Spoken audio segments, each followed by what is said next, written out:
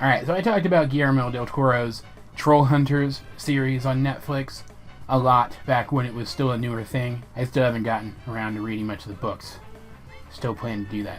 And I even liked the series enough that I got really passionate about the third and final season, and where I feel it very seriously misstepped. One thing that I said, though, in that review of Season 3 of Trollhunters was that I wasn't really feeling the backdoor pilot that they stuck into that season for the first of 2 sequel spin-offs of Trollhunters, 3Below, which stars aliens instead of humans and trolls. And I did see when the first season of 3Below went up.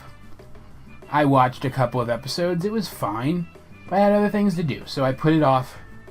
And then Season 2 rolled around and I decided, hey, maybe it's time to give this show another shot. Maybe it's time to try to sit through this show again. And I did. And I liked it. I don't think it's as good as Trollhunters at its peak. I don't think it ever reached those heights. But I think this was a good show.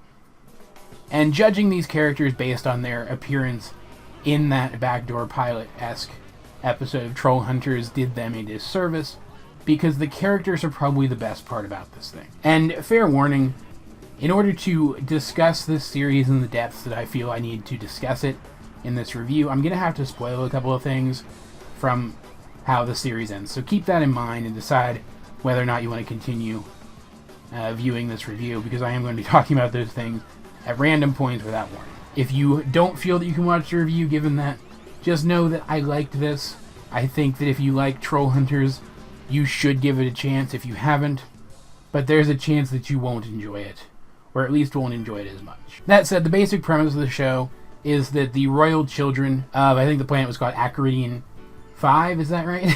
are driven from their planet along with their temporary guardian, their father, the king's trusted friend and advisor, the warrior Varvatos Vex, who's Shakespearean in his declarations of the glory of battle, and I love him a lot. When a coup is staged against their family, the warlord dude who initiated the coup and is now ruling the planet in their parents' stead wants them dead so they can't come back and reclaim the throne. And their mothership, who is a character in the show who becomes a sentient computer character and has like an actual arc over the course of the series, and it's really super cool.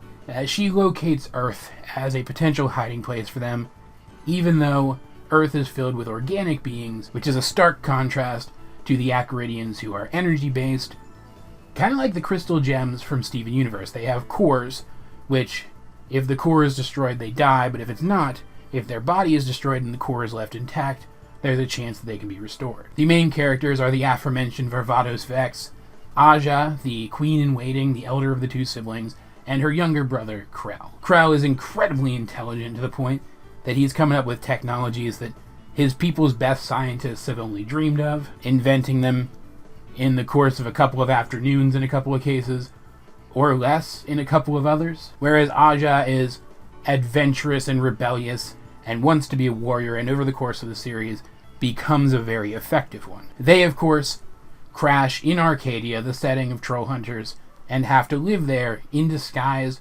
as humans, hiding out from the various bounty hunters sent after them to claim the reward on their heads, while fitting in and also trying to work out what, if anything, they can do to reclaim their planet from someone who definitely doesn't have their people's best interests in mind. They also have this little alien, he looked kind of sluggish, I don't know what he was supposed to be, dude whose Earth disguise was a corgi, and that was, of course, super cool and welcome. And the dynamic of the show ends up being really interesting. Aja, because she's more adventurous, really takes to Earth.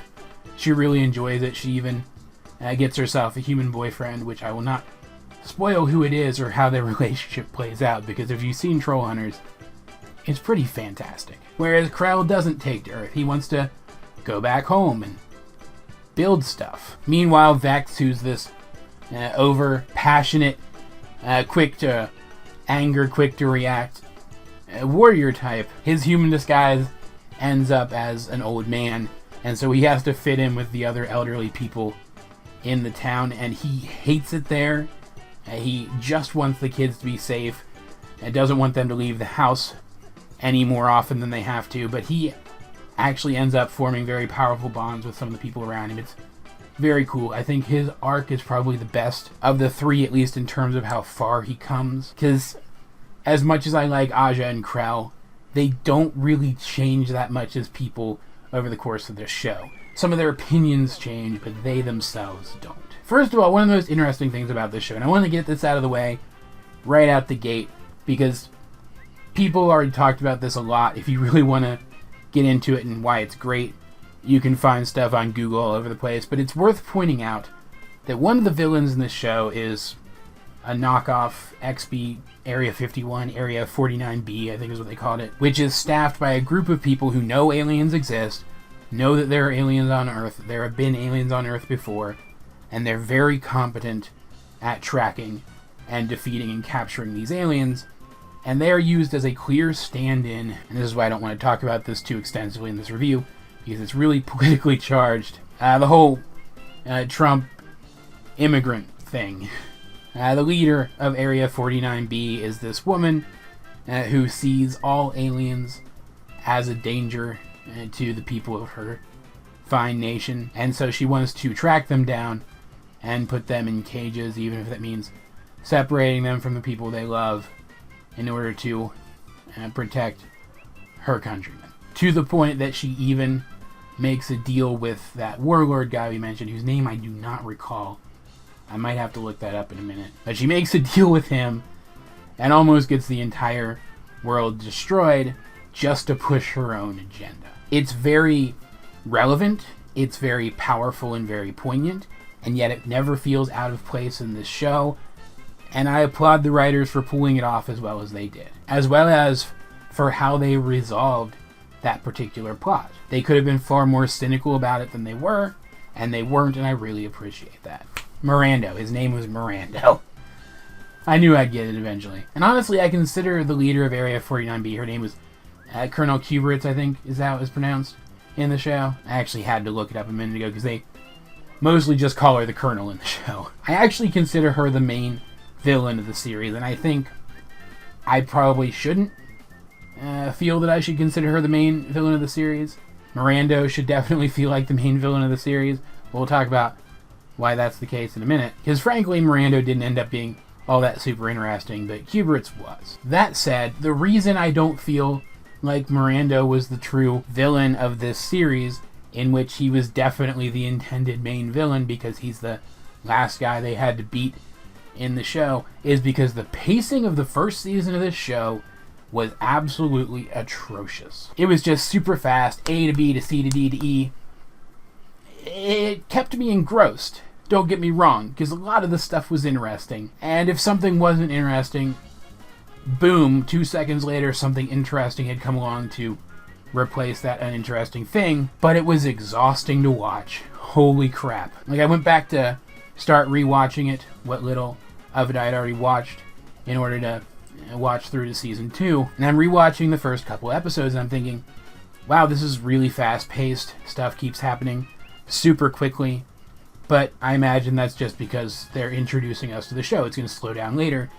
And it didn't. Like, there were a couple of episodes in there where things slowed down a little bit, but it felt like 2 seasons worth of stuff was crammed into this first season. And it got really annoying. I had to take breaks from watching this.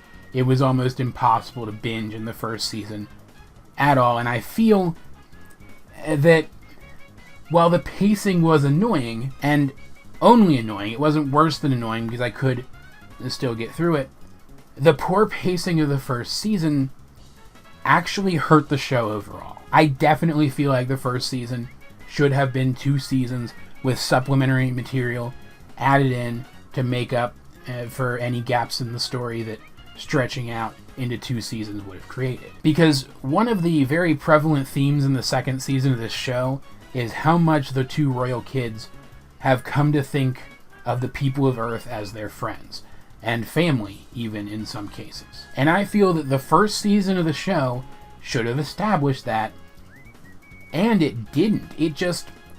kind of came out of nowhere in season 2. Suddenly, they were palling around with the characters from Arcadia, from the high school in Arcadia, characters who we met in Trollhunters, and treating them as if they were super close with them, as if they were super close friends with them, when, even though it was implied that they were getting to know the people of the town, that they were interacting with kids at school, because they do end up going to school, we never saw those relationships progress, those bonds form. So what I think should have happened is that the first season should have been stretched out into 2, because there was tons of alien-related, Acaridian-related stuff happening throughout season 1. It was very serialized.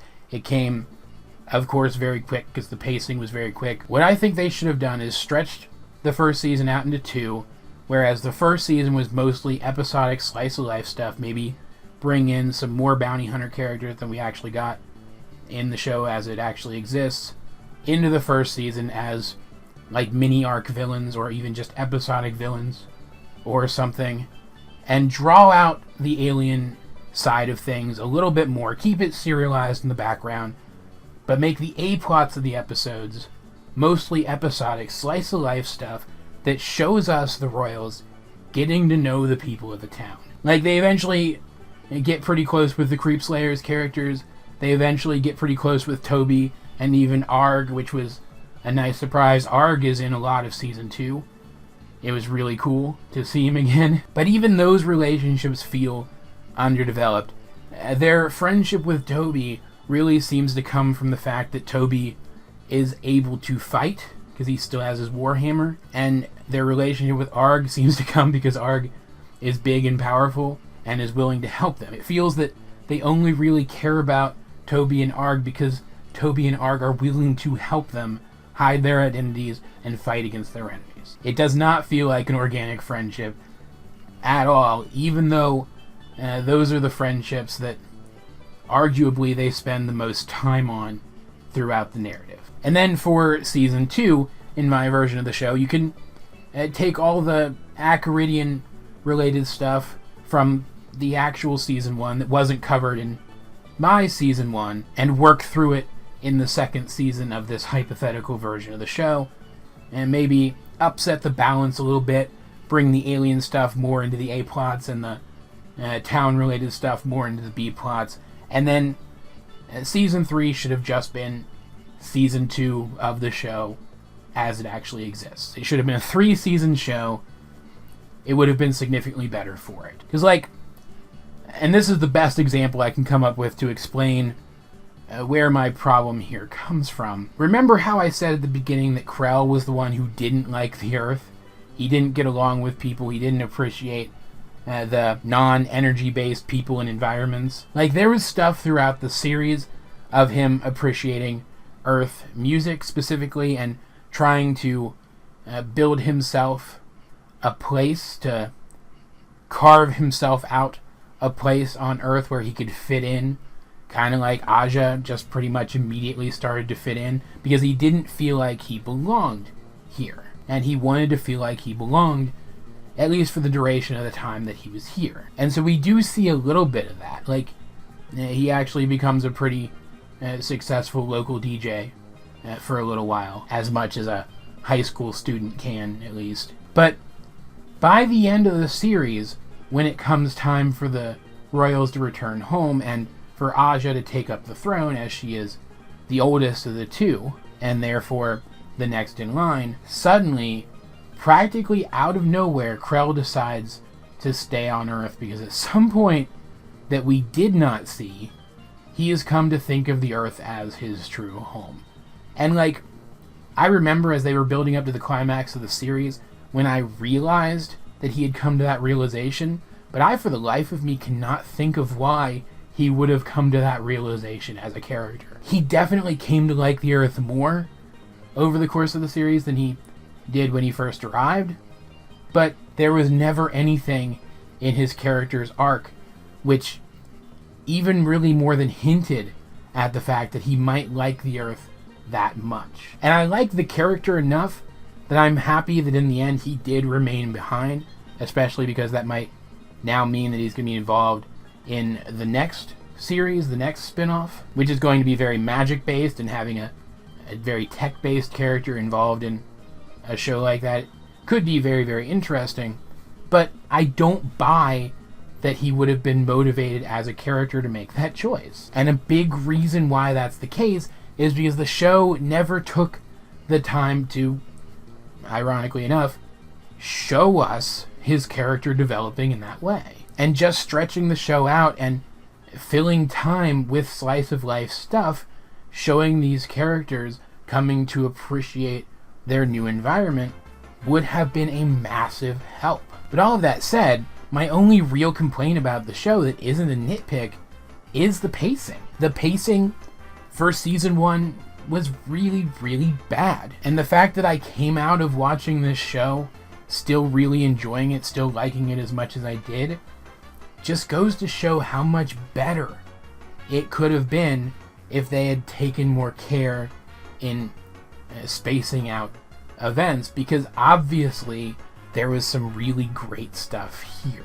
If they had drawn the story out a little bit more, stretched it out into 3 seasons, slowed things down for the start of the story, maybe worked in one more Trollhunters cameo in there somewhere, somehow, I honestly think that I would have come away from this show liking it better than Trollhunters, because honestly the finale of this show, I think, was more coherent and developed more from the events of the story than the conclusion to Trollhunters did, even with the problems of character motivations that I've already talked about being mixed in there. But as it stands, it is an inferior show, which is still pretty enjoyable. And while it didn't have any sort of backdoor pilot-esque episode for the next Tales of Arcadia series, which is just called Wizards, I believe, at least none that I've recognized as such.